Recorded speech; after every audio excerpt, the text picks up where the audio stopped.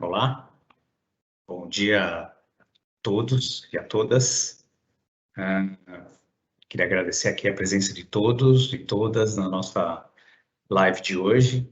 A gente vai falar um pouquinho aqui sobre o PISAP Bandeirante, trazer algumas informações mais atualizadas. Queria chamar a atenção aqui que vocês vão acompanhar ao longo da nossa apresentação, que todos nós estamos sem máscara, mas porque estamos todos em casa, fazendo a live e a transmissão de casa, protegidos. Espero que vocês também estejam, na medida do possível, protegidos. Queria lembrar que essa live está sendo gravada. A gente pretende disponibilizá-la depois no site da Eneprev, para que todos possam rever essa nossa live e também dar a oportunidade de quem não pôde estar conosco aqui hoje, agora, ao vivo, possa acompanhar depois e se atualizar dos assuntos que estão sendo apresentados aqui. Tá bom? Nós vamos deixar o chat aberto. A gente, a princípio, tinha pedido que fossem, no nosso convite, que fossem enviadas as perguntas antecipadas, mas, de qualquer forma, a gente vai deixar o chat aqui aberto. Caso surja alguma dúvida ao longo da apresentação, fiquem à vontade, mandem as perguntas para a gente e a gente vai responder ao final. A gente vai priorizar aquelas que já foram enviadas antecipadamente, mas a gente vai dar continuidade a essas perguntas enviadas pelo chat, ok? Bom, eu queria passar um pouquinho a agenda, aqui, mostrar o que a gente vai falar hoje.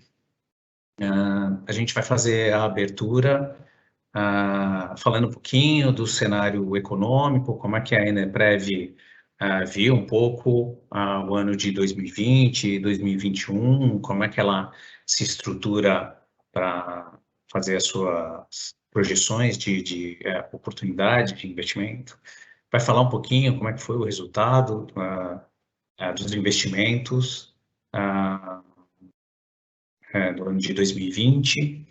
A gente vai falar um pouquinho sobre a mudança que a gente fez na taxa de empréstimo aos participantes. Tem tido muita demanda, muita pergunta a respeito disso.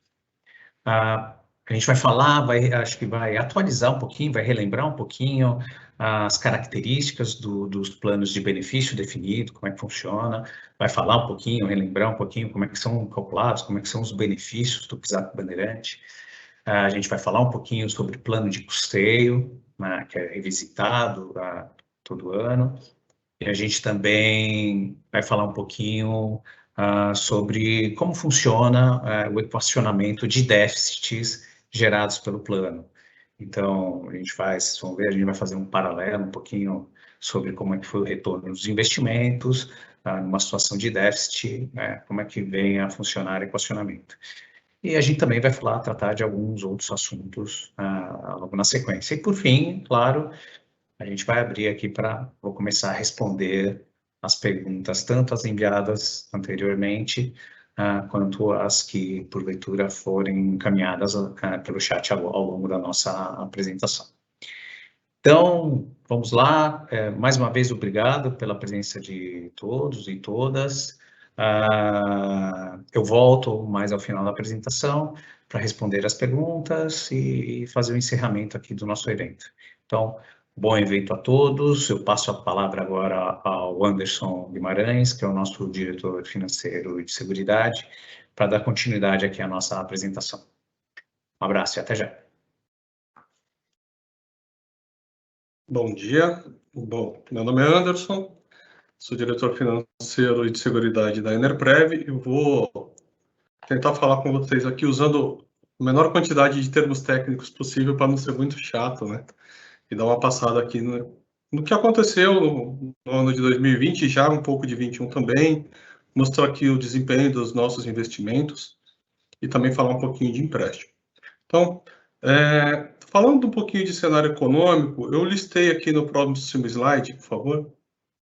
Na verdade, é assim, a gente queria começar batendo esse papo, mostrando para vocês algumas coisas. Como é que a gente traça a estratégia, a gente até teve algumas perguntas nesse sentido, como é que a gente monta a carteira de investimentos do plano, que cenário que a gente usa. A Enerprev, ela tem assessoria, consultoria de duas grandes empresas, a Aditus e a Mercer, tá? Para preparar tudo, para fazer acompanhamento, seleção de gestores, ou seja, tudo que refere-se a investimentos, a gente tem uma equipe e tem consultorias de renome nos auxiliando. E essas consultorias, elas usam cenários de grandes consultorias, que tem outro perfil de atuação, no caso a LCA, que é a mesma que assessora o Grupo EDP, e a Tendência, são as duas maiores consultorias de cenário econômico que tem. Isso aqui, só para vocês terem uma ideia, é um quadro de um pouco do que a gente usa para traçar a estratégia de como é que a gente vai conseguir rendimentos que atinjam, né, na hora que a gente consolida tudo isso, que a gente tem aí o desempenho próximo ou supere, né, que é na verdade a nossa meta, a meta atuarial do plano. O PISAP tem 3 submassas, cada uma tem uma meta atuarial própria, mas elas são muito próximas ali, em torno de IGPDI mais quase 4, 3,93, beirando os 4%. Então, nós fazemos um estudo, esse estudo normalmente começa em setembro, tem que ser finalizado em novembro, e então são todos esses dados aqui, né? Próximo slide, por favor. Falando um pouquinho do que aconteceu, sem entrar em termo técnico também, a gente começa aí 2020 com a notícia da Covid, a OMS decretando pandemia mundial, lockdown, incerteza, todo mundo ali achando que a pandemia ia ser 2, 3 meses. As empresas também, com o fechamento, teve uma corrida por liquidez, o pessoal, as empresas solicitando empréstimos para não mandar as pessoas embora, não tinha certeza de como é que ia ficar o faturamento, então, para conseguir honrar seus compromissos, houve ali uma certa corrida por empréstimos, por liquidez no mercado, e uma previsão de queda na atividade econômica, uma vez que ia ficar todo mundo fechado. Aqui, com essas ocorrências, tinha gente para conseguir dinheiro, como todo mundo estava pedindo dinheiro. Algumas taxas subiram muito, né? O medo, o pânico, a bolsa deu uma derretida, e aí, eu não estou falando isso só de Brasil, tá, gente? Estou falando disso de mundo. Todos os países, os governos lançaram ali pacotes de estímulos fiscais para ajudar as empresas, para tentar impactar positivamente ali no desemprego, para que não tivesse tanto desemprego. Auxílios emergenciais, isso foi em alguns países do mundo, ou em vários, né? Quando a gente chega ali no final já do segundo semestre, ou no meio do segundo semestre de 2020, descoberta de vacinas, início de vacinação. O que eu quero falar com isso? Que a gente teve aí uma montanha-russa com picos e quedas, né, de cenário futuro. O mercado financeiro, ele trabalha tentando prever o futuro para sair antes do que vai derreter ou entrar primeiro naquilo que vai dar certo. E isso reflete nos investimentos de todo mundo, nos títulos públicos do governo federal, nos títulos privados, na bolsa de valores, nas taxas que os bancos pagam para a gente, tá? Então, o que esses acontecimentos do primeiro bloco aqui referem, como é que eles impactam o mercado financeiro? Eu citei ali há uns segundos atrás. A bolsa que começa 2020 em quase 120 mil pontos, cai para 65, ou seja, ela cai quase 50%, e aí ela vai voltando aos poucos, no final do ano fecha positivo. A queda nas taxas de juros do governo federal, a gente tinha títulos pagando 5, 6, cai para baixo de 2, e isso reflete diretamente nos nossos investimentos, porque a gente não consegue reinvestir esse dinheiro a uma taxa que a gente vai conseguir aí atingir a meta atuarial, né? Esses juros aos poucos estão retornando. Hoje a gente já consegue título público ali pagando acima ou por volta de 4,50 os mais longos.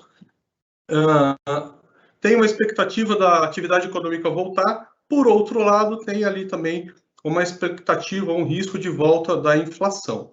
Então, se vocês olharem aqui nesse quadrinho, eu estou tentando trazer números minimamente assim que seja de conhecimento comum.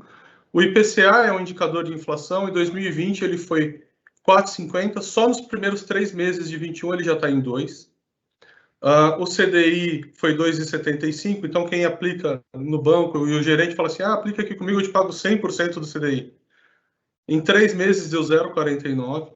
O IMAB, o que é o IMAB? Ele é um índice que mede o retorno dos títulos do governo federal, que é onde os fundos de pensão aplicam, porque a gente também não pode colocar o dinheiro em qualquer lugar, tem que ser num lugar seguro, com baixo risco. Então, o porto seguro dos investimentos são títulos públicos federais.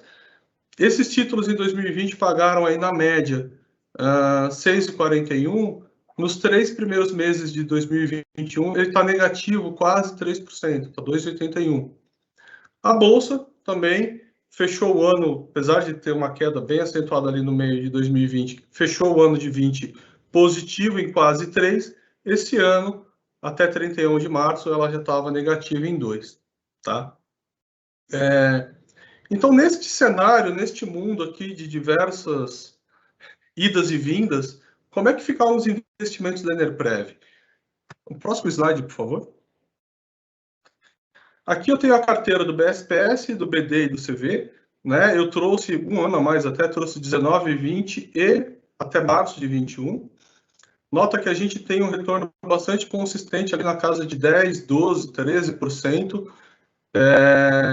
Em março, em 3 meses, a gente está aqui na casa de 4,5%. O CV que a gente teve um vencimento significativo de título público, para reinvestir a gente está tendo um pouco mais de trabalho, mas ainda assim, 2,5% contra um CDI de 5 em 2019, de 2,75, de 0,49, um índice de inflação, se a nossa meta atuarial desse plano fosse IPCA 4,31, 4,52, ainda que eu tenha que acrescentar aqui mais 4%, não ia chegar a 10%. Uma inflação um pouco puxada aqui em 21, ele está dando 2%. A nossa meta atuarial é o que vem realmente dando aí algum trabalho para a gente, porque ela é IGPDI. Então, se vocês olharem o IGPDI, em 2019 ele fez 7, com uma meta de 13, porque a taxa de juros lá era 5 e alguma coisa. Em 2020, o IGPDI sobe para 23% e a nossa meta para 29%. Em 21, a gente está com essa mesma questão. O IGPDI já está em 3 meses, só 3 meses ele já chegou em quase 9% de meta atuarial e o IGPDI de quase 8%. Então, assim, o IGPDI ele é um ofensor porque ele tem... o dólar afeta ele de uma forma muito significativa, tá? Então, a gente entende que o nosso retorno ele está bem, dado que a gente também não pode assumir risco e sair fazendo loucura com o dinheiro dos participantes, mas a meta atuarial no IGPDI é uma coisa que vem nos dando trabalho, não é só para a Enerprev, para todos os fundos de pensão que têm meta em IGPDI. Tá? Se puder passar um próximo slide, eu até fiz aqui graficamente para ficar bonitinho. O vermelho é o IGPDI, não é a meta, é só o IGPDI, só o índice de inflação. À esquerda do vermelhinho estão as nossas carteiras.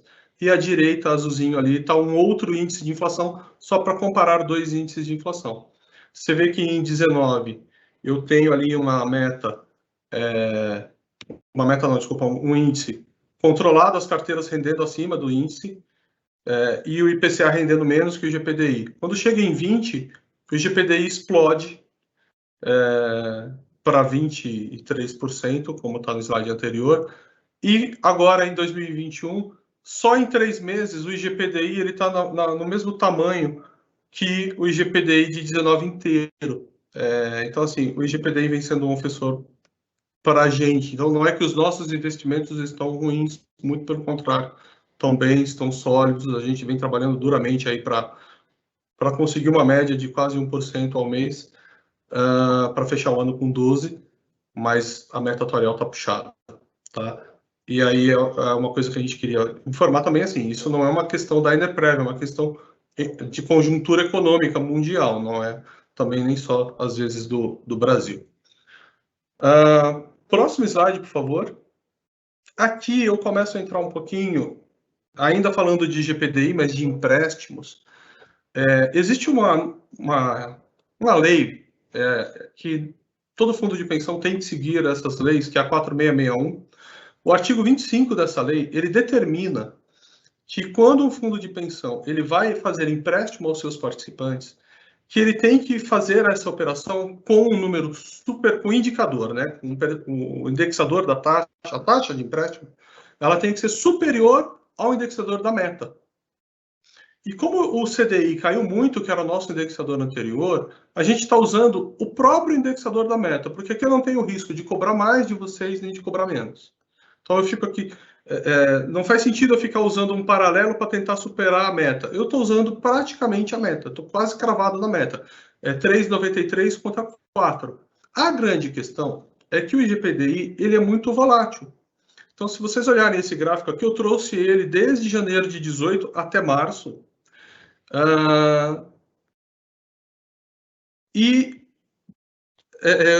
Se você puder passar o próximo slide, eu vou fazer um comparativo aqui de dois índices de inflação, o IGPDI e o IPCA. Então, você nota o IGPDI sendo esse verdinho clarinho aqui e o IPCA o roxinho. Ele tem picos. Então, assim, não é que não tem a inflação, que esse índice é bom ou esse índice é ruim, mas o IGPDI ele tem picos muito altos. Tá? De novo, eu trouxe um quadrinho comparativo aqui do IPCA. Se vocês olharem o IPCA, independente do que aconteceu no mercado, ele fecha 20 a 4,50, 19 a 4,30, 18 foi até 3,75, 21 ele está a 2. Quando você olha o IGPDI, ele é 7, 23, 8. Então, assim, mas a gente não tem como fugir disso, tá? A gente precisa usar o mesmo indexador da meta, porque assim determina a resolução 4661 no artigo 25. E aí, quando a gente começou a operar com esse indexador, que é o que manda a lei, alguns participantes andaram ligando para a gente falando, mas eu faço uma simulação e quando eu fecho o meu empréstimo, a parcela é outra. Na verdade, todo empréstimo pós-fixado é assim. A gente tem duas formas de pedir empréstimo. Uma pré-fixada, que eu falo assim, eu te cobro 10%, você vai pagar 60 parcelas de não sei quanto, ou eu faço isso pós-fixado. E fundo de pensão, historicamente, mesmo quando era CDI, ele sempre foi pós-fixado. A questão é que o CDI não tinha essa volatilidade que o IGPDI tem. Então, isso pode estar causando aí algum não entendimento pela parte de alguns participantes, que a gente está aqui para tentar ajudar aí nesse entendimento. E aí, o que a gente fez aqui, tá? Nós fizemos uma simulação de empréstimo para, acho que mostrando isso em números, facilitar o entendimento de vocês. Obrigado. Então, aqui eu trouxe o IGPDI. Números fictícios, por favor, tá? Não muito, mas são. Fevereiro, março, abril e maio. Então, em fevereiro, eu estou com um IGPDI de 0,76, ele sobe para 2,91, 2,71, e vamos supor que em maio ele volte ao mesmo patamar de fevereiro, para 0,60. Então, uma pessoa que pediu um empréstimo para ter creditado na sua conta corrente no dia 10 de fevereiro R$10.000 em 60 parcelas, na hora que ele fez a simulação, a taxa de juro, que é o IGPDI mais 4, né, mas esse 4 é o ano, então a gente traduz essa taxa de 4% ao ano para mês, é 0,33%. Então, 0,76 com 0,33 vai dar 1,09. Ele vai simular uma parcela de R$ 227,93. Ok? Ok. Só que, quando você tem creditado na sua conta um empréstimo em fevereiro, você não paga a parcela em fevereiro. Você só vai começar a pagar a primeira parcela no mês seguinte ao crédito. Então, a sua primeira parcela só vai ser lá na folha do final de março. Maeli, por favor, a próxima slide. Bom, eu trouxe os dois quadrinhos aqui, e aqui nesse quadro maior eu tentei evoluir o contrato dessa pessoa. Então, em fevereiro ele pediu 10 mil, não pagou parcela, a parcela está 0. Em março ele vai pagar a primeira parcela. Só que em março a taxa agora é 2,91, a taxa não, né? O IGPDI, a taxa efetiva vai ser de 3,25. O que eu vou fazer? Eu vou pegar o saldo devedor dele, vou recalcular a parcela com essa nova taxa em 60 meses, porque ele não me pagou nenhuma, ele vai pagar uma prestação de 383. Por quê? Porque o IGPDI saiu de 0,76 para 2,91, eu tenho que usar a nova taxa. Vou cobrar os juros, vou amortizar, nota que o saldo devedor dele cai, eu vou para abril e vou fazer o quê? Ele já não pagou uma parcela? Eu vou recalcular esse contrato dele com a parcela de abril, agora usando apenas 59 parcelas, porque ele já pagou a primeira. A parcela vai para 367, porque ela ainda está alta, ela ainda está um IGPDI de 2,71 e uma taxa contratada de 3,05. Quando chegasse em maio, nesse exemplo hipotético aqui, se a taxa caísse para 0,60, o IGPDI, agravando os 3,33, eu teria uma taxa ali de 0,93. O que eu vou fazer? De novo, é o que a gente faz todo mês. Eu vou recalcular o saldo devedor dele agora em 58 parcelas, porque ele já me pagou duas, usando uma taxa de 0,93. A parcela dele cairia para 220,72 centavos. Então, o que a gente quer mostrar para vocês com isso? O seu empréstimo ele usa como base o IGPDI. Se o IGPDI continuar na casa de 2,70, 2,90, a sua parcela vai continuar nessa casa. Se ele cair para 0,60, 0,70, vai voltar para a taxa da simulação. Se ele ficar na casa de 1,10, 1,15, a parcela sempre vai acompanhar o IGPDI. Porque assim é um empréstimo pós-fixado, tá, gente? Não é que a Enerprev está fazendo nada de errado. Todo mundo no mercado que trabalha com pós-fixado é assim.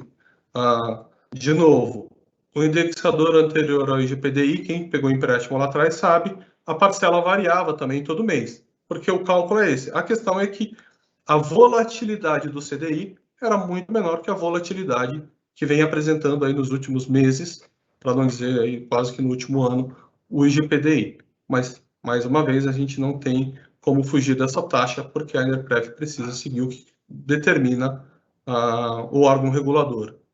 Tá bom? De novo, a gente se coloca aí à disposição para dúvidas. Se ainda assim ficar alguma dúvida, apesar dessa live ficar gravada e a gente entender que o slide está bem explicativo, estamos à disposição para tirar qualquer dúvida, mesmo em relação aos investimentos.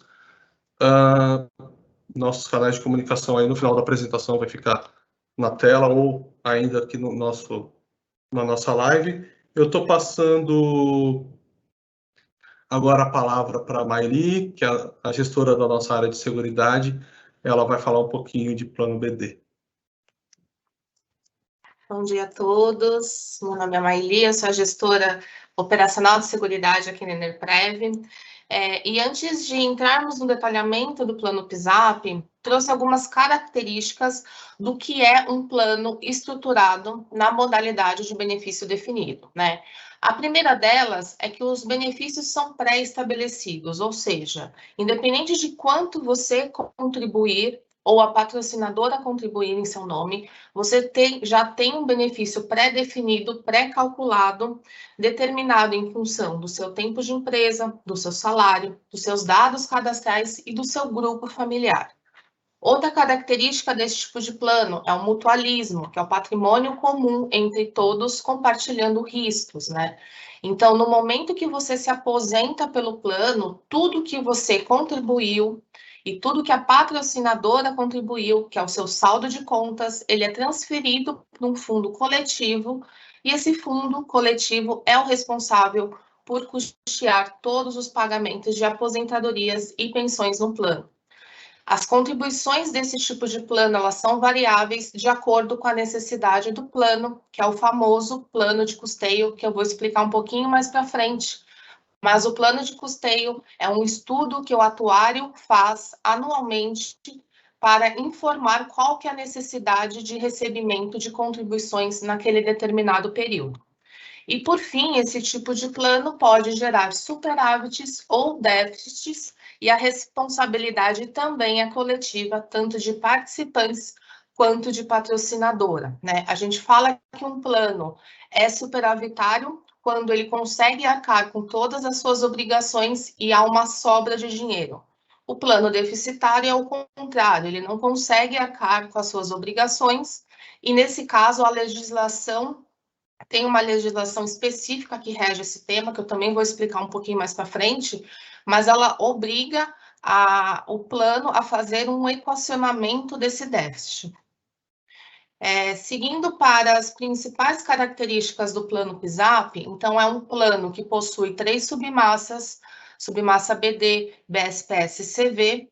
A submassa BSPS é uma submassa saudada, então só tem direito aqueles participantes que aderiram até o saudamento, que foi até 1998, e a submassa CV é uma submassa opcional.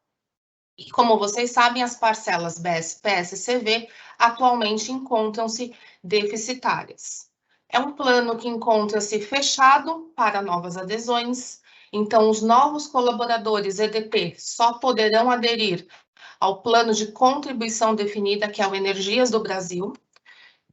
Como eu disse, há variações no plano de custeio, então a cada ano o percentual de contribuição pode ser alterado, e equacionamento de déficits futuros. No momento que se realiza um déficit, a legislação nos obriga a implementar um planejamento para equacionar esse déficit.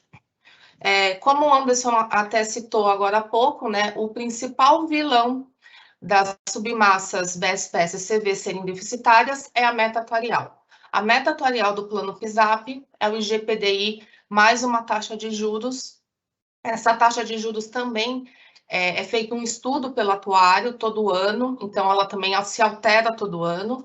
Na submassa BD, a meta atuarial é o IGPDI mais 3,91. Na submassa BSPS é o IGPDI mais 3,93. E na submassa CV é o IGPDI mais 3,77. Estes são os percentuais vigentes agora em 2021. Fazendo um parênteses para o que aconteceu em 2020, né? Em 2020, a taxa de juros do BD era 4,61, do BSPS 5,02 e o CV 5,50. A meta atuarial em 2020 fechou no BD 28,75 contra um retorno de investimento de 12,60.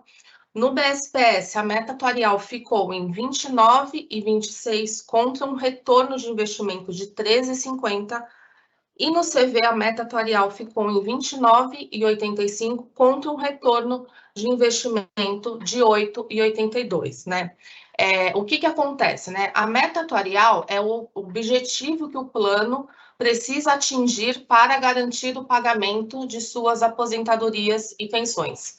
Então, a gente observou em 2020 que essa conta não fechou. E o principal vilão é o IGPDI. Só o IGPDI, o acumulado de 2020, ficou em 23,08%. E qual que é o efeito disso no plano, né?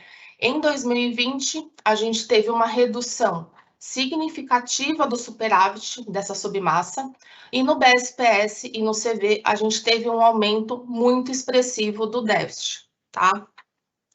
Outra característica do plano PISAP é a opção do participante em escolher entre renda vitalícia ou financeira na parcela CV. Então, quem optou em ter a parcela CV, no momento da aposentadoria, poderá optar entre a renda vitalícia, que é a mesma renda do BD e do BSPS, ou uma renda financeira na parcela CV.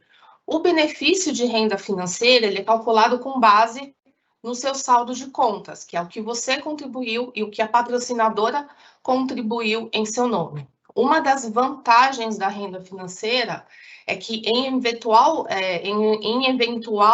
equacionamento de déficit na parcela CV, só participam desse equacionamento os assistidos que recebem renda vitalícia, porque é a renda vitalícia que gera os resultados tanto positivos quanto negativos ao plano. O reajuste do benefício em renda vitalícia é aplicado em junho, pela variação do IGPDI, e, por fim, a inclusão ou alteração de beneficiários poderá acarretar em pagamento de contribuição adicional, né? Por que isso? A renda vitalícia, um dos fatores que é calculado o benefício é o seu grupo familiar.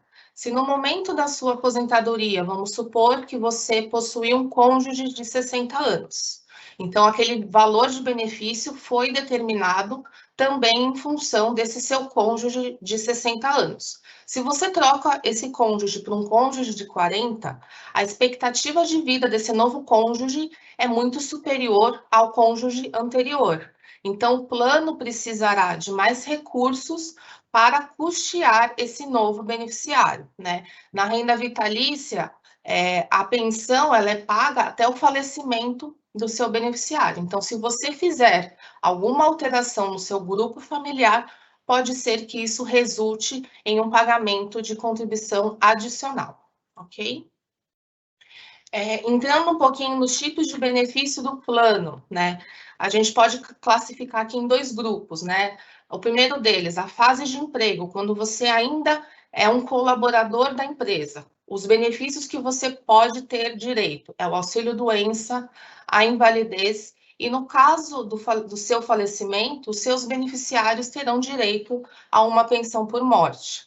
Já na fase que você se desliga da empresa, né, na fase de pós-emprego, se você se desligar e ainda não for elegível a nenhuma das aposentadorias pelo plano, você poderá resgatar o seu saldo, se tornar um autopatrocinado. O autopatrocinado é quando você continua contribuindo ao plano e assume também as contribuições da empresa até que você se torne elegível a um benefício de aposentadoria. Você pode portar o seu saldo tanto para uma entidade fechada como a Enerprev, como uma entidade aberta, que são os PGBLs, VGBLs, ou você pode se tornar um benefício proporcional diferido, que é quando você vai deixar o seu saldo aqui, no plano, sendo rentabilizado, até que se torne também elegível a uma das aposentadorias.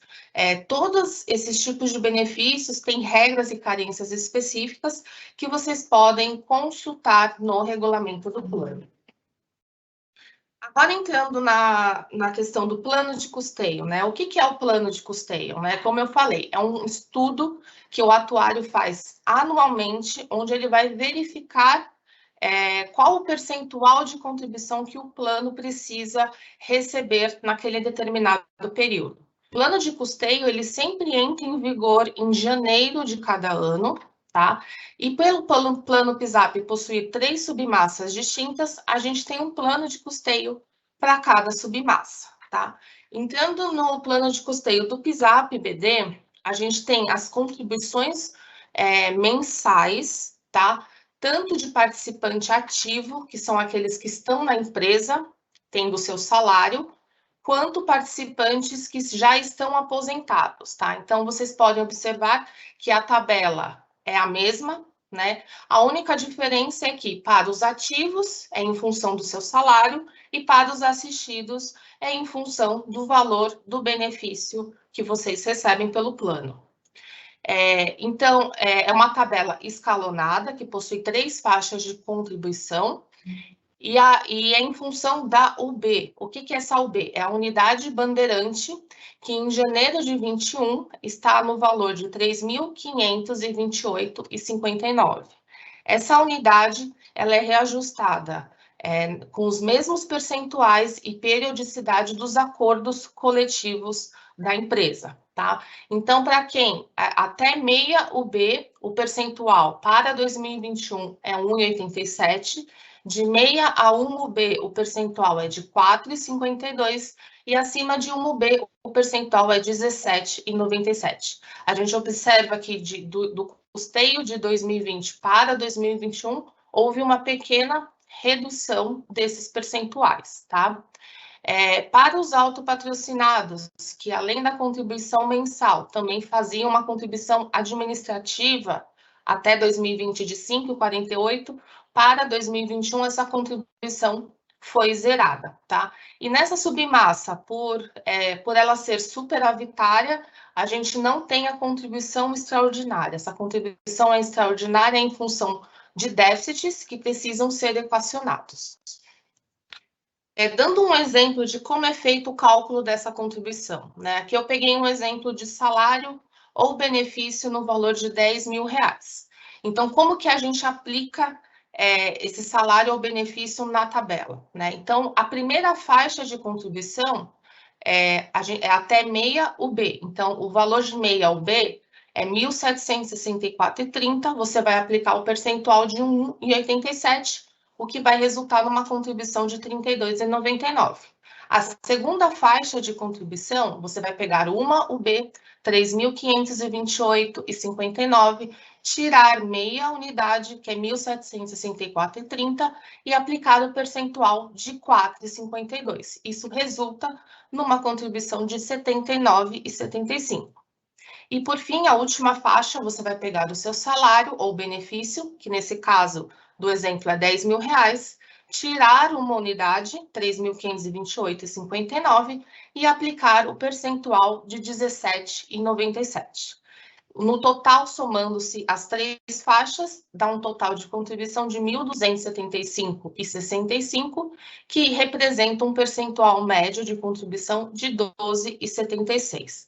Somente relembrando que a UB hoje é o valor de 3.528, mas ela sempre será reajustada nos mesmos percentuais e no mesmo período que os acordos coletivos da empresa. E esses percentuais de contribuição são os que estão vigentes agora em 2021, mas todo ano de janeiro sairá um novo plano de custeio e pode ser alterado ou não esses percentuais, tá bom? Seguindo aqui para o plano de custeio do BSPS, né? O BSPS, então, como eu informei, é um plano saudado, então a gente não tem mais participantes ativos, né? Então, só contribuem nessa submassa os participantes que estão recebendo benefício, que são os assistidos, tá? Para os assistidos também, a gente tem uma mesma tabela, é o mesmo critério de cálculo da contribuição que eu expliquei para a submassa BSPS, mas aqui, ao invés da gente usar a UB, né, que é a unidade bandeirante, a gente utiliza o teto do RGPS. RGPS é o teto do regime geral da Previdência Social, que também ele é reajustado normalmente todo mês de janeiro, tá? E para esse ano o valor está em R$ 6.433,57. Então, de 2020 para 2021, a gente não teve alteração desses percentuais. Então, até meio teto do RGPS, 1,45, de meio a um teto, 3,50, e acima de um teto, 7,50. Aqui também, para os autopatrocinados em 2021, a contribuição administrativa foi zerada, tá? Aqui a gente observa a contribuição extraordinária, que é a contribuição para equacionamento do déficit, mas somente de responsabilidade da patrocinadora, tá? Por que isso? Nessa submassa, quando houve o saldamento dessa submassa, a empresa assumiu a responsabilidade de futuros equacionamentos de déficit. Então, aqui, se o resultado dessa submassa é negativo, é deficitário, a responsabilidade para se equacionar esse déficit é de 100% da empresa. Aqui no plano de custeio do PISAP-CV, tá? Aqui sim a gente já observa contribuições extraordinárias de 2017, 18 e 19, que foram os resultados deficitários, tá? Então, aqui, além dos assistidos em renda vitalícia contribuírem, a patrocinadora também participa desse equacionamento, tá? Então, o que vai acontecer? Como a gente já apurou os resultados de 2020, e a gente sabe que o BSPS e o CV foram deficitários novamente, em janeiro de 22, teremos no plano de custeio dessa submassa CV o acréscimo da contribuição extraordinária referente ao déficit de 2020, tá? Aqui também para os autopatrocinados, a contribuição administrativa para 2021 também foi zerada. E seguindo para o último tema do equacionamento de déficit, né, eu já falei bastante sobre ele no plano de custeio, né, porque na verdade um assunto é totalmente interligado com o outro, mas a gente tem uma legislação, né, que norteia toda a questão de regra, como é calculado, qual que é a periodicidade, que é a CNPC 30, de 10 de outubro de 2018. Como eu já falei, a submassa BD atualmente ela é superavitária e as submassas BSPS e CV são deficitárias. E a legislação determina o quê? Que é obrigatória a implementação do plano de equacionamento de déficit até o início do novo plano de custeio, tá? Então, como é que funciona isso na prática? Agora, em março de 21, a gente fechou os resultados de 2020 e verificou-se que as submassas BSPS e CV foram deficitárias. Com isso, até a vigência do novo plano de custeio, ou seja, janeiro de 22, vai ser necessário a implementação desse plano para se equacionar esse déficit, tá? O atuário iniciará os estudos, a gente não tem esses valores, informações ainda, a gente só sabe que o resultado foi deficitário, ele vai iniciar esses estudos, mas aproximadamente no segundo semestre de 21, tá?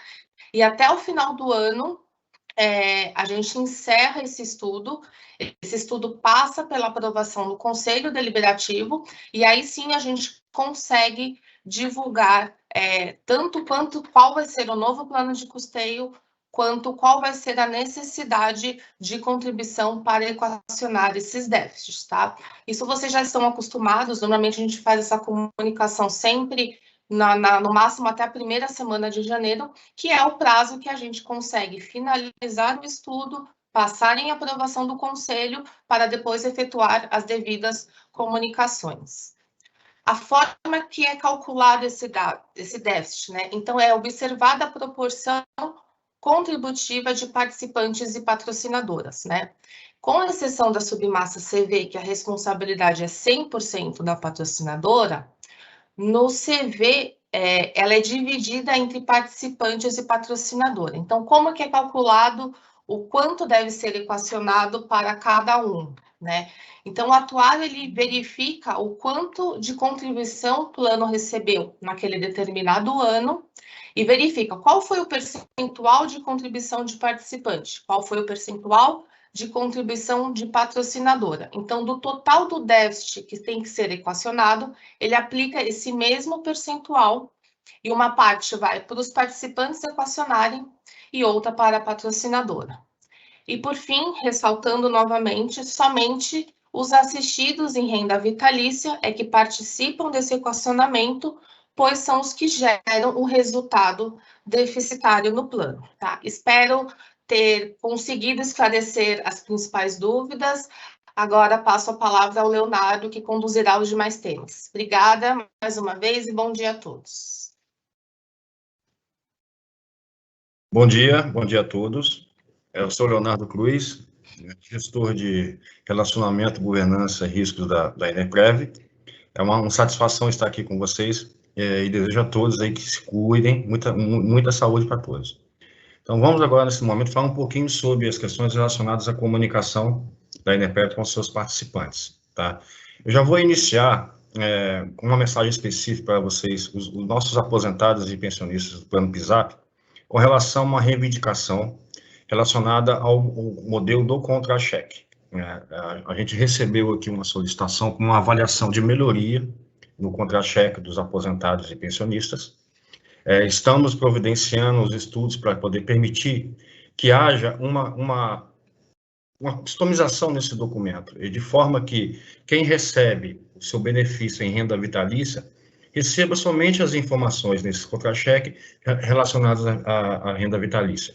E para aqueles do plano PISAP, né, que possuem a parcela BSPS, a parcela BD e a parcela CV com um recebimento em renda financeira, possam receber um contra-cheque que demonstre as informações relacionadas a todas essas variáveis relacionadas aos seus benefícios, tá? Hoje, esse modelo de contra-cheque é um modelo padrão, né, não havendo nenhum tipo de customização de acordo com o plano de benefício.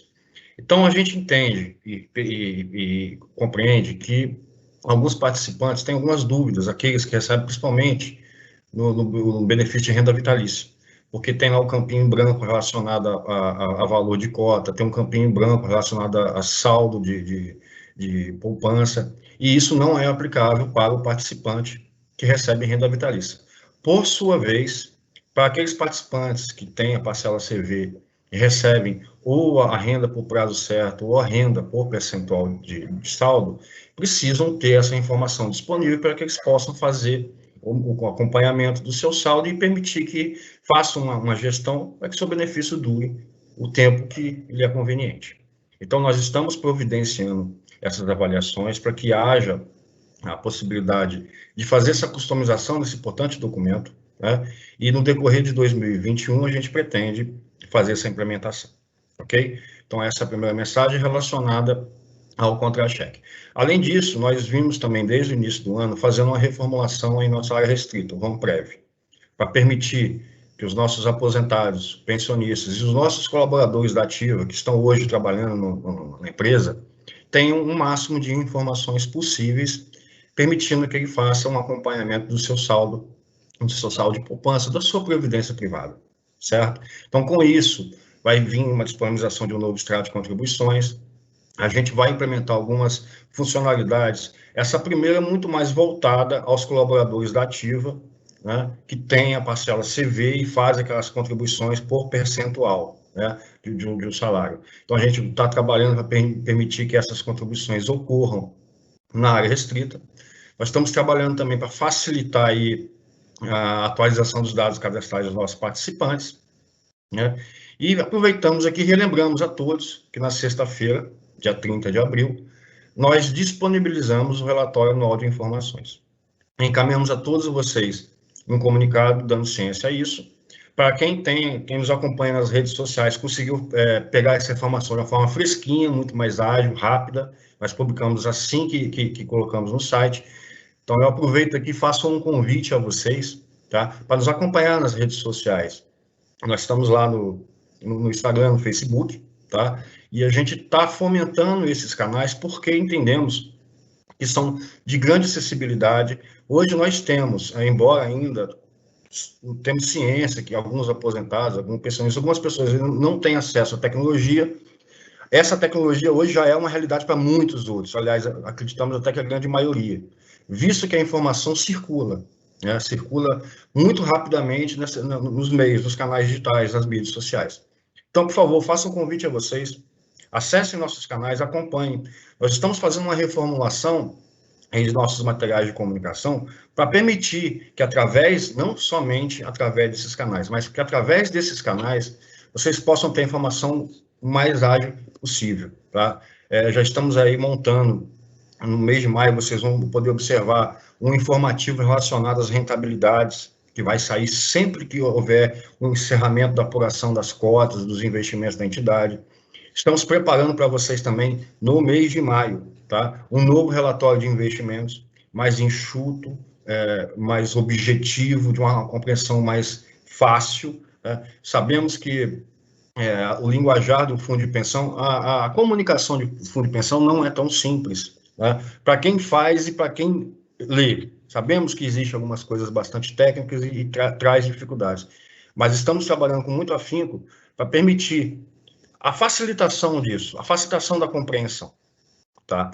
Então, aliado a essas questões de comunicação, precisamos também falar um pouquinho, de uma forma breve, sobre o atendimento da Enerprev, né? Hoje, no dia 30 de abril, nós atingimos aproximadamente 1.700 atendimentos em 30 dias, né? Contra uma média histórica em 2020 de aproximadamente 500 e 600 atendimentos. Então, isso traz a necessidade de aprimoramento em processos operacionais que envolvem o atendimento e a comunicação interna da entidade. Estamos trabalhando isso para poder agilizar o atendimento dos nossos participantes, não deixar que nenhum deles fiquem sem o atendimento, certo? Convido vocês a poderem utilizar mais esses canais digitais. Nós temos um e-mail, tá? atendimentoenerprev@idpbr.com.br. No final da apresentação, a gente vai colocar isso novamente para vocês. Tá? Nós temos o nosso central de atendimento telefônico, que é o 0300 313 0013, e nós temos os nossos canais, né, nas mídias sociais. Com essa reorganização da estrutura de atendimento ao participante, com novos recursos, tá? Inclusive recurso físico, tá?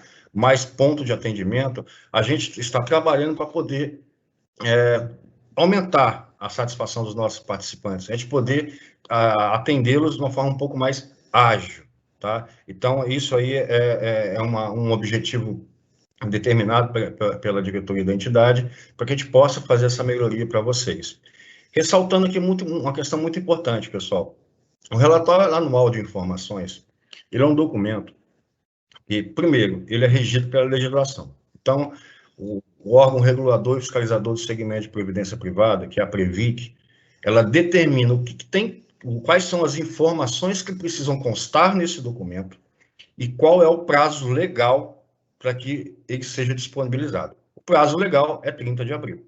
Né? Então, quais são as informações que são disponibilizadas?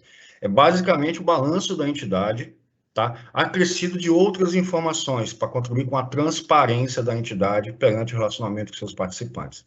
Então, inicialmente houve um atendimento desse prazo legal, e eu destaco para vocês que tudo que foi falado pelo Anderson, pela Maili, constam nesse documento. Então, lá vocês vão poder acompanhar todos esses estudos atuariais que a Maili mencionou, se referiu, para poder falar um pouco da situação dos benefícios, do passivo do plano, um pouquinho do custeio, a forma de contribuição. Todas essas informações estão lá, totalmente disponibilizadas, e informadas e com acesso irrestrito para todos. Tá? O relatório anual é disponibilizado no site em ambiente aberto. Então, eu convido a vocês, tá, pessoal, darem uma olhada nesse documento, tirarem as suas dúvidas, encaminharem, se houverem, para que a gente possa contribuir com o esclarecimento desses pontos com vocês, ok? Então, basicamente, e finalizando aqui essa parte, que envolve um pouquinho essa comunicação, nós também estamos desenvolvendo duas questões relacionadas a contribuir com os esclarecimentos do que é uma previdência privada. Primeiro, é a reformulação que nós vimos fazendo na newsletter, permitindo que ela tenha uma linguagem mais acessível também, assim como os demais comunicados. Convidamos a vocês, nós temos uma edição agora em maio, tá? Está sendo desenvolvida e vamos publicar recentemente, e a gente vai fazer também um documento, um manualzinho, para que vocês possam conhecer mais detalhes a respeito da onde está disponibilizadas as informações, seja em área restrita ou seja em área irrestrita.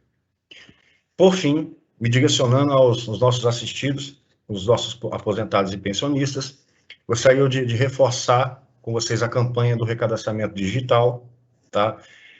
Relembrando para vocês que o recadastramento, ele envolve duas fases. Nós temos nele a prova de vida, certo? E nós temos nele realmente a confirmação dos dados relacionados ao endereço de vocês, dados bancários, dependentes, enfim.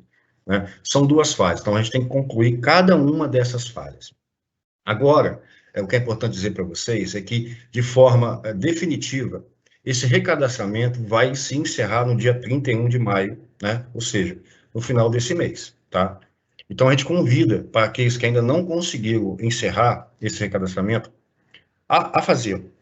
Nós sabemos que existem algumas dificuldades, né, em função de diferenças de tecnologia, de equipamentos, ou mesmo dificuldades de poder fazer uma navegação que permita a conclusão desse processo.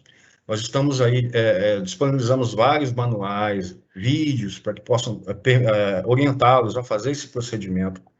Agora, no decorrer do mês de abril, disponibilizamos colaboradores para fazerem contato com vocês, para aqueles que estão tendo dificuldade, para auxiliá-los a fazer a conclusão desse processo. Aproveitem essa oportunidade. Se tiverem dificuldade, mandem uma mensagem para a gente vai contatá-los para ajudá-los a concluir esse processo de uma maneira segura, né? Sem custos adicionais, né? Se comparado ao modelo tradicional de recadastramento, que é aquele que a gente tem que preencher um documento físico, ir no cartório, registrar a firma, despachar documento pelos correios, né? Isso tudo traz necessidade de deslocamentos, necessidade de custo, vai ter que pagar um reconhecimento de firma. Então, aproveite essa oportunidade. Mas é importante eu contribuir para que a gente todos fiquem tranquilos, não precisamos ter ansiedades. Não vai haver retenção, pessoal, de pagamento, bloqueio de pagamento, ao fim desse processo de recadastramento digital. não vai acontecer, tá? A gente está disponibilizando aqui essa solução para poder permitir que no momento de pandemia, tá? Onde todos precisamos estar protegidos, tá? Aliado à questão de não precisar se deslocar, não precisar ter custo, uma alternativa para fazer recadastramento. Ao encerrar esse processo no final de maio, nós vamos, obviamente, para que possa a ANEPREV também cumprir com as suas ações relacionadas à gestão do seu plano de uma forma segura, a fazer um novo procedimento de recadastramento e provavelmente vai ser um modelo físico, um modelo que vai gerar essas necessidades de custos e deslocamentos. Então, a gente convida vocês, insistam, entrem em contato com a gente, se tiver dificuldade, manda um e-mail, nós vamos pedir para a equipe retornar a vocês, tá? E orientá-las para que vocês possam desfrutar dessa vantagem, ok? Então, a próxima, por favor. Então, aproveitem, certo? Não deixem de nos contatá-lo. E, por fim, novamente, aí frisando para vocês e disponibilizando para vocês os nossos contatos nas mídias sociais. Utilizem, nos acompanhem. A gente está fomentando bastante, porque entendemos que é muito abrangente esses canais. Vocês obtêm informação da forma muito mais rápida, muito mais ágil, tá? Podem se interagir com a gente também, ok? Então, a mensagem básica que eu tenho a dizer para vocês é essa.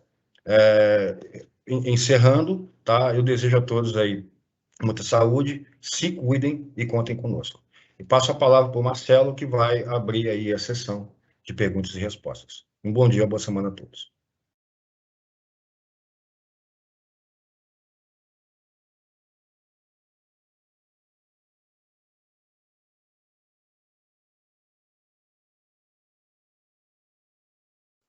Marcelo, tá no mudo. Perdão, gente. Isso acontece bastante, né? A gente começar a falar e tá no mudo. Isso acho que é o momento da pandemia, tem sido isso. Você tá no mudo, você tá no mudo. Mas desculpa, gente. Voltando aqui. A gente vai abrir agora essa última parte da nossa live destinada a responder as perguntas que foram encaminhadas com antecedência e também algumas aqui que eu acabei anotando que ocorreram aqui durante a nossa apresentação.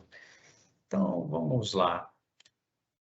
Algumas sem identificação, né? Mas algumas perguntando assim, qual o resultado do IGPI entre julho e março, né, de 2021? Acho que essa pessoa está preocupada em tentar entender mais ou menos qual vai ser o indexador de correção, o percentual de correção dos benefícios que devem ocorrer agora em julho.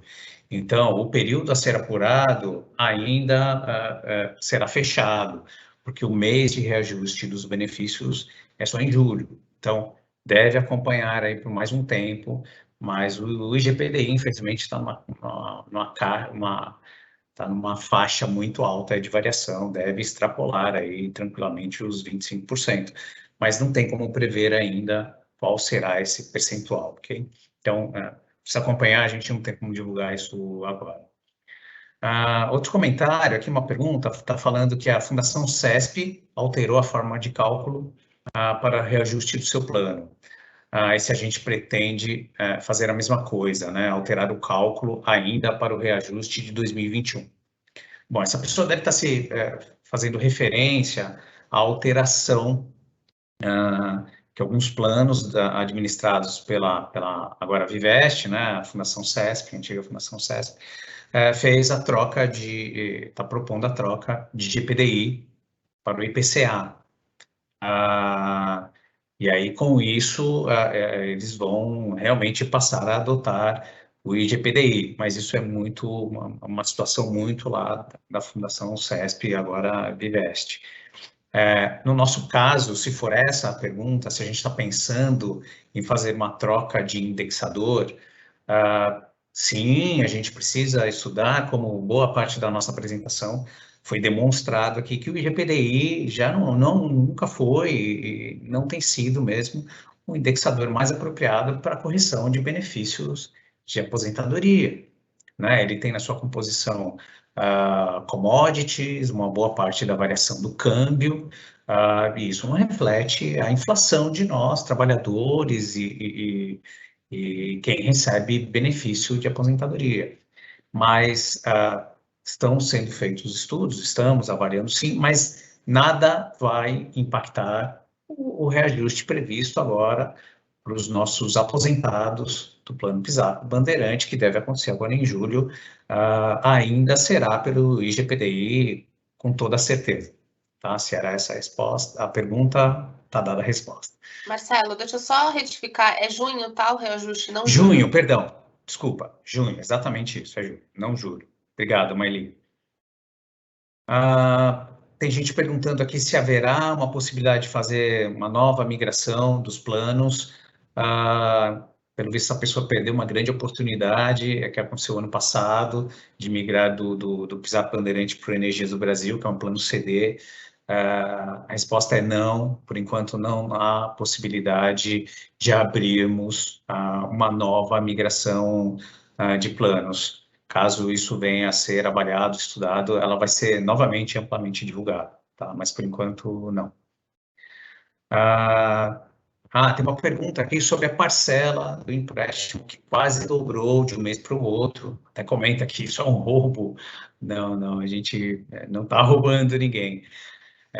Realmente houve, como o Anderson demonstrou ao longo da apresentação, nós tivemos que readaptar qual era o índice de reajuste dos empréstimos às entidades de previdência fechada que oferecem empréstimo aos participantes.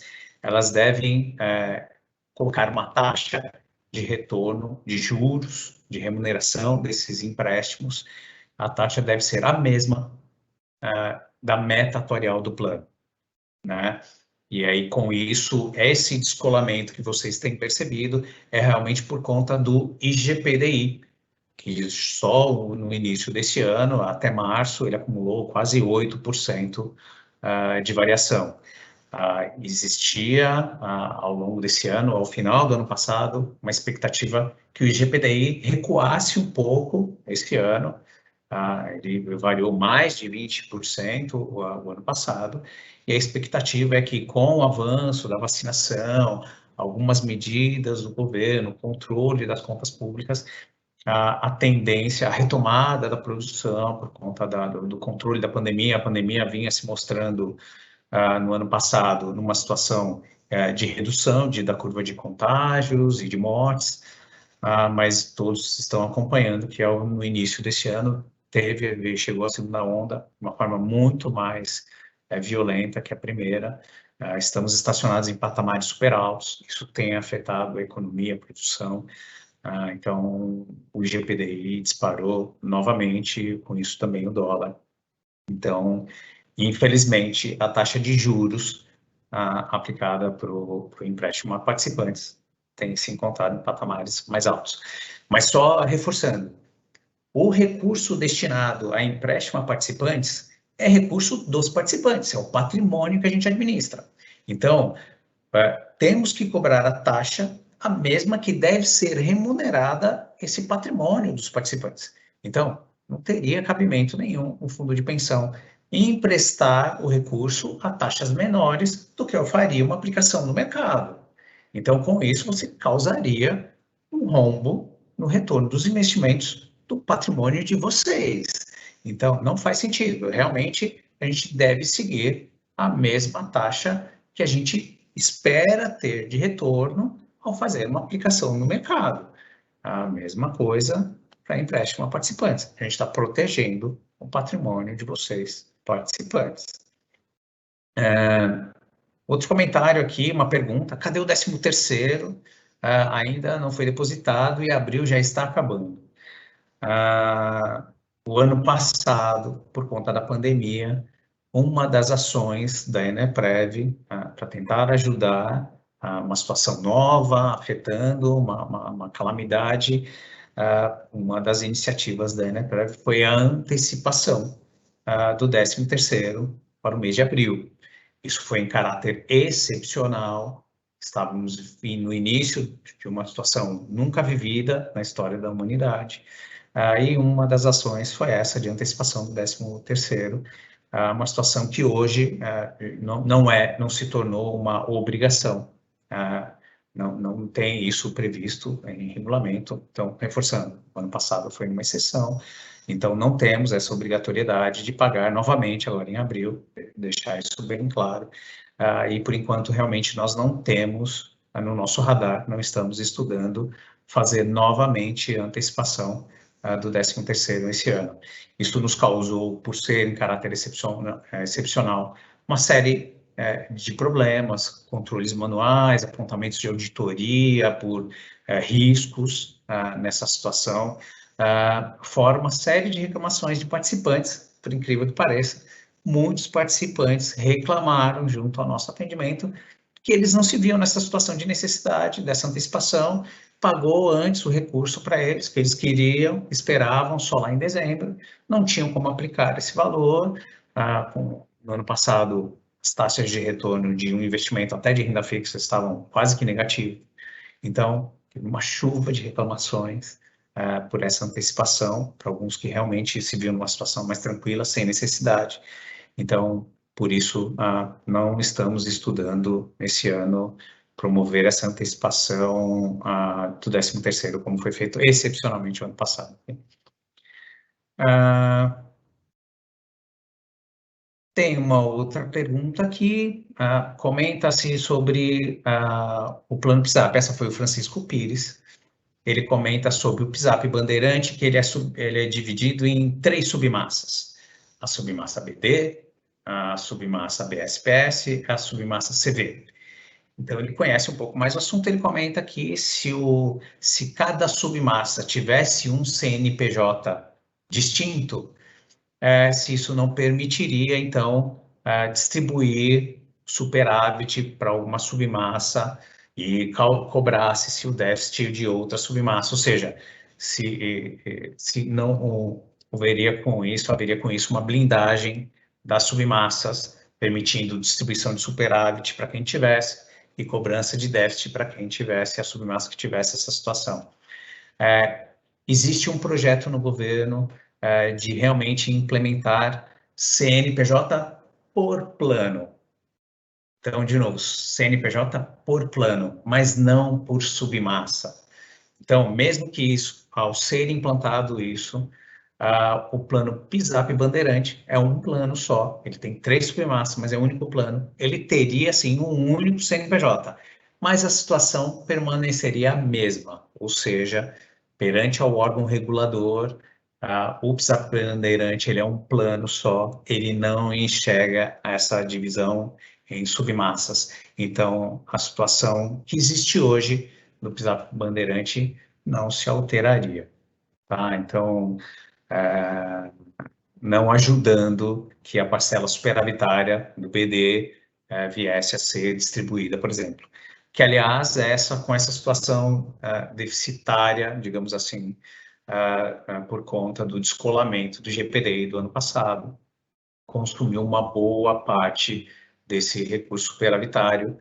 Convido a todos que olhem, deem uma avaliada no nosso relatório anual, como o Leonardo destacou, já publicado.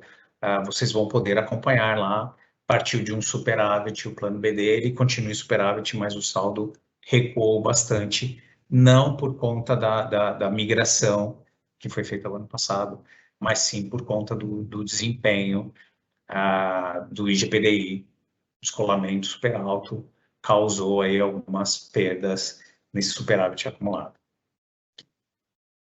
Vamos lá, o Francisco também tinha perguntado, eu já respondi aqui sobre o 13º, não será antecipado. Tem algumas perguntas aqui do Fernando Bezerra. Ele pergunta aqui como os cenários são construídos, né, se são por equipes próprias ou consultorias. O Anderson já mostrou isso ao longo da apresentação. A gente trabalha com 2 consultorias, são as maiores do mercado brasileiro, Tendências e LCA. Então, a gente usa, tem acesso a essas projeções de cenário econômico e a gente, com base nessas projeções, a gente simula os nossos cenários para a projeção das nossas políticas de investimento.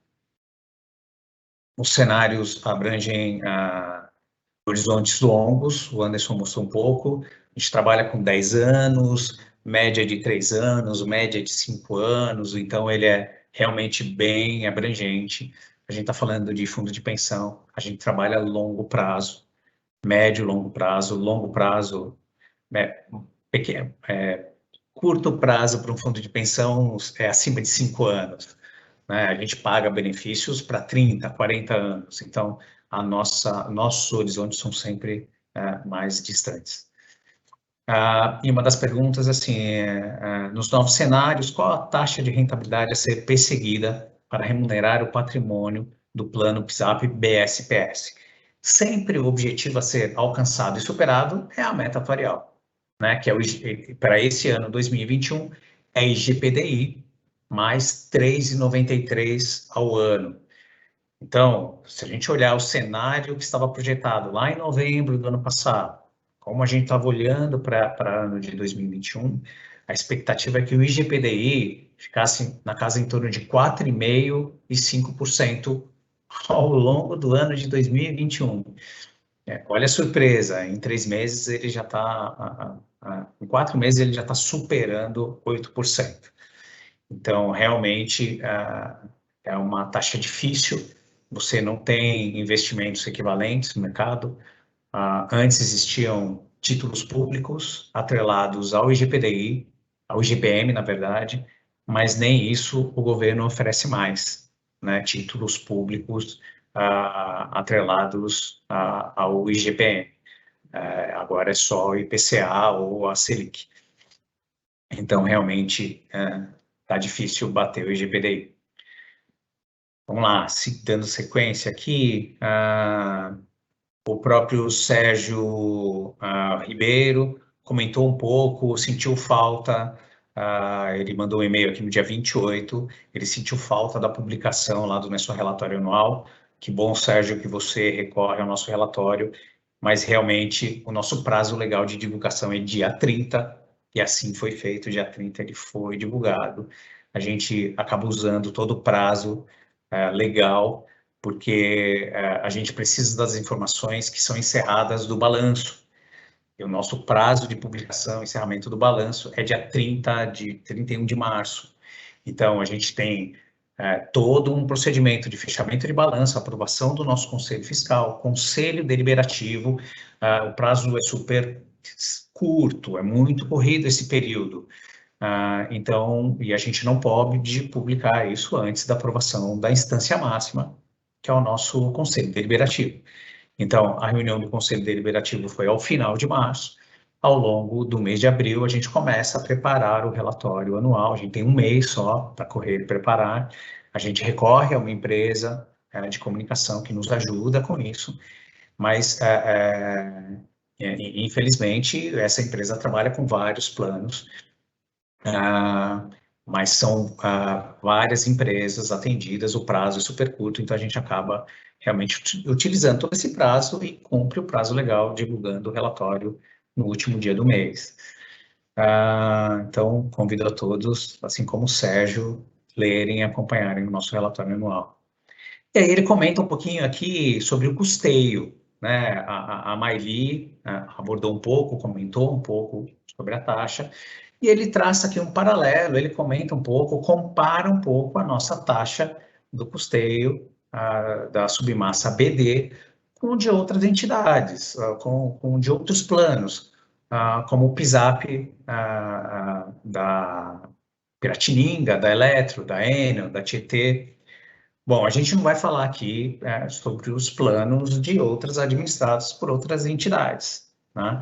Mas o que eu posso trazer é que, assim, existem vários métodos de custeio que são autorizados, determinados e disponíveis no mercado para que sejam escolhidos pelas entidades junto aos seus atuários. Então, pelo que eu entendo, mais ou menos ali, ele compara um pouco com o da CPFL Piratininga, e se eu não me engano, o escolhido por eles é um método de custeio que chama agregado. O da Enerprev chama crédito unitário projetado. não existe certo ou errado, são vários critérios e isso é adotado. A empresa, no caso a EDP na época, junto com o seu atuário, determina ali, discute pela característica do plano, característica dos participantes, premissas atuariais, qual será adotado, qual metodologia será adotada. E no caso da Eneprev, foi adotado o método de crédito unitário projetado. Então, ele tem uma diferença das taxas por faixa, e geralmente esse adotado pela Eneprev, ele tende a apresentar contribuições, né, de custeio mais elevadas, valores mais elevados, geralmente na fase de acúmulo, no início da carreira, enquanto a pessoa está na fase ativa, ele contribui com percentuais mais elevados, ele tem um salário mais alto, geralmente conseguem fazer contribuições nos percentuais mais elevados, e aí ele vai migrando, e aí lá na aposentadoria ele tende, conforme o valor do seu benefício, se encaixa numa faixa de percentuais um pouco menores. Normalmente a curva fica desenhado mais ou menos dessa forma, início de contribuições na fase de acumulação e na fase de benefícios um pouco menor. Para ilustrar um pouco isso, para a gente sair um pouco dessa discussão do custeio, por exemplo, hoje existe uma faixa, a Maile apresentou um pouco, ela é composta por até uma UB, unidade identificada aqui, paga 1,87%. Então, dos ativos, a gente tem pouca gente contribuindo, né? Que uma UB, ela vale hoje R$ 3.500, mais ou menos. Então, quem tem como faixa salarial até R$ 3.500, meia UB, metade de R$ 3.500, ele paga só uma taxa de custeio de 1,87 dos ativos. Quem ganha entre R$ 1.500 e R$ 3.500 paga em torno de R$ 4,52. E quem ganha acima de R$ 3.500, a faixa seria R$ 17,97.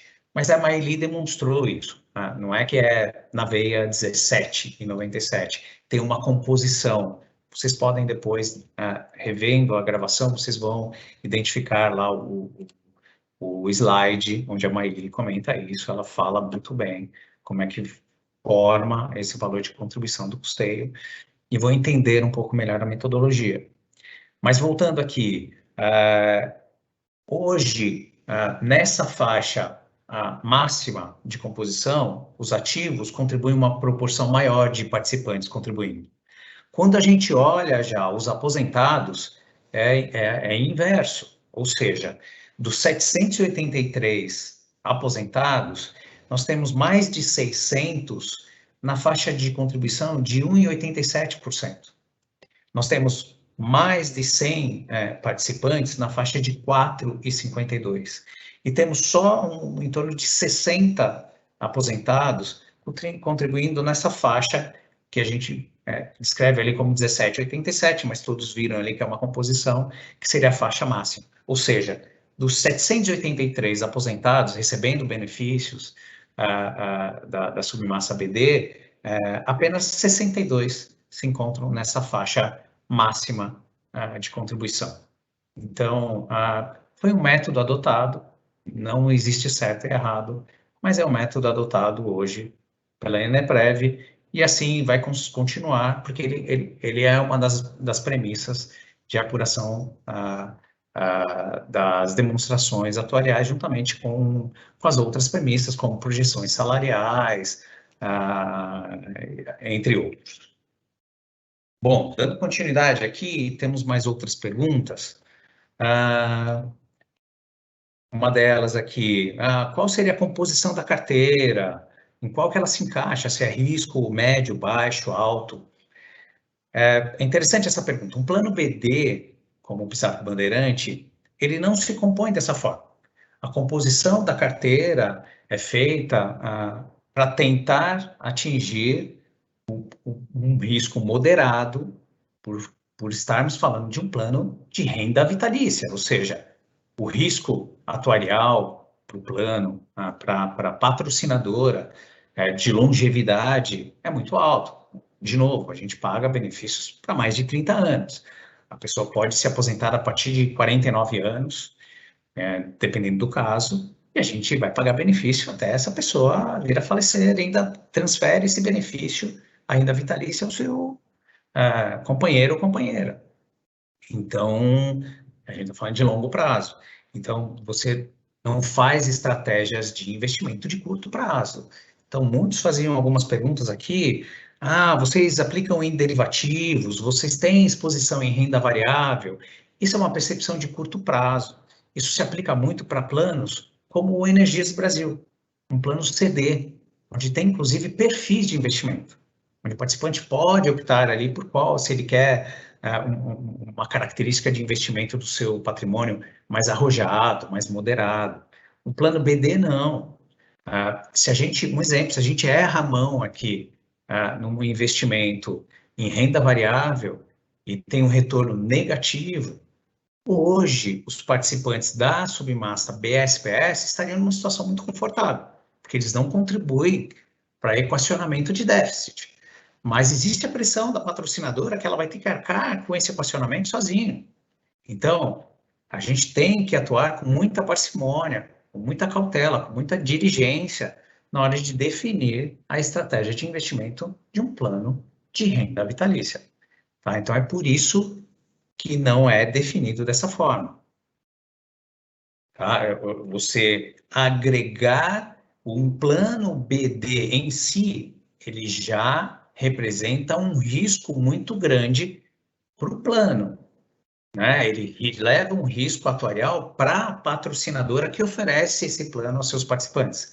Se você traz um fator maior de risco, que é de renda variável, um investimento em uma bolsa, você está potencializando o risco de um déficit muito significativo. Investimento na bolsa é um investimento de alto risco. Esse ano, ou seja, no ano passado, 2020, nós saímos de uma condição de praticamente zero em aplicação em renda variável, e já nesse ano, revisitamos a nossa política de investimentos e já colocamos ali uma pitadinha de renda variável. A gente está expandindo ali um risco controlado em torno de 6%. Mas, de novo, é um risco controlado, né? Você não tem como entrar forte num ambiente onde você define cenários, você pode proporcionar perdas muito grandes ao plano. Percebi muitas perguntas assim também sobre a possibilidade de determinar o investimento do seu saldo, do seu superávit, do seu patrimônio acumulado. Então, de novo, um plano BD, a Maili comentou isso no início, é um conceito mutualista. Então, você que tem feito essas perguntas, eu acho que você perdeu uma grande oportunidade, que foi ter migrado para um plano CD, que houve no ano passado, que era o plano Energias, onde daí você poderia ter acesso à percepção ao seu patrimônio acumulado, e a partir daí escolher, inclusive, percentuais, perfil, aliás, de investimento.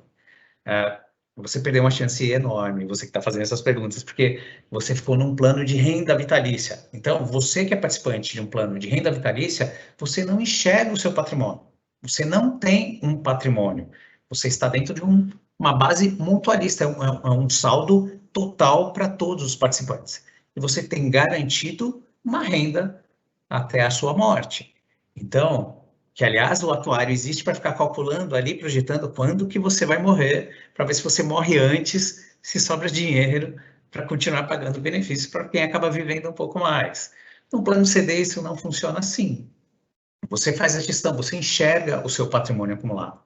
Então, eu percebi que existem muitas perguntas do tipo, poderíamos ter contas individuais? Não, esse conceito de conta individual é de um plano CD. No plano Energias, cada um tem o seu saldo, cada um enxerga quanto que o seu patrimônio está crescendo, quanto que isso vai lhe proporcionar ao momento da aposentadoria de renda, que ele pode até variar, receber um pouco mais, um pouco menos, conforme a necessidade.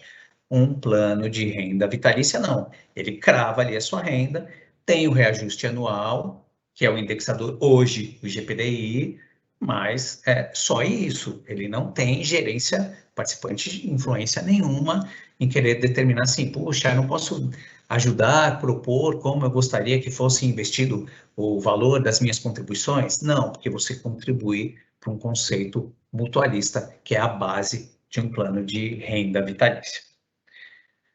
Bom, gente, infelizmente tem outras perguntas aqui, a gente está chegando no final do nosso prazo.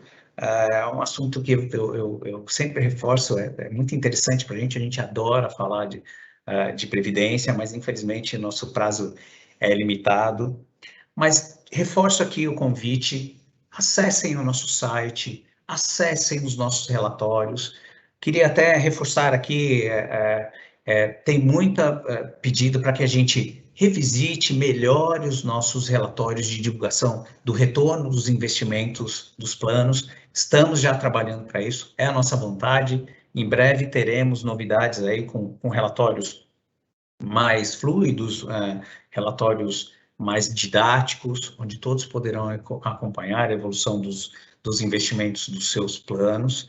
Mas continuo aqui o convite a todos para que nos sigam nas redes sociais, Instagram, Facebook, acesso rápido ali, a gente está começando a divulgar a rentabilidade dos planos ali a cada fechamento mensal, a gente traz ali dicas, informações, lembretes de informações novas publicadas no nosso site. Então, acessem o nosso site, acessem os nossos relatórios, se atualizem dos nossos materiais, revejam quantas vezes for necessária a nossa live, ela estará disponível logo mais no nosso site, assim como outras lives que já fizemos com outros conteúdos, e eu espero que a gente tenha esclarecido, contribuído com a atualização de algumas informações.